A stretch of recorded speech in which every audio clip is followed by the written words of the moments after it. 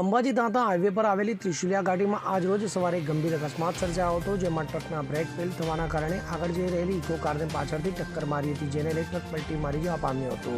Eco કારમાં સવાર 6 થી વધુ મુસાફરોને આ ઘટનામાં નાની મોટી ઈજાઓ પહોંચી હતી, ત્યારે તમામ ઈજાગ્રસ્તોને તાત્કાલિક સારવાર માટે દાંતાની રેફરલ હોસ્પિટલ ખાતે ખસેડવામાં આવ્યા હતા। તો અકસ્માતમાં ઇકો કારના પાછળના ભાગને નોંધપાત્ર નુકસાન થવા પામ્યું હતું, ત્યારે પ્રાથમિક તપાસમાં જાણવા મળ્યું કે ટ્રકમાં ઓવરલોડ માલ સામાન ભરવામાં આવ્યો હતો, જેના કારણે બ્રેક ફેલ થયા હોવાનું અનુમાન લગાવ્યું। જોકે સદનસીબે અકસ્માતમાં કોઈ જાનહાની થવા પામી નહોતી। તો ઉલ્લેખનીય છે કે બનાસકાંઠા જિલ્લાના દાંતા તાલુકો મોટાભાગે પહાડી અને ઢાળવાળો વિસ્તાર છે, તો યાત્રાધામ અંબાજી જવા આવવાના તમામ માર્ગો પહાડી વિસ્તારમાંથી પસાર થાય છે, ત્યારે ત્રિશુલિયા ઘાટી વિસ્તારમાં અવારનવાર અકસ્માતો બનાવો બનતા રહે છે। તો બેફામ વાહન ચાલકો અને પહાડી વિસ્તારના કારણે અકસ્માતનું પ્રમાણ વધુ જોવા મળે છે।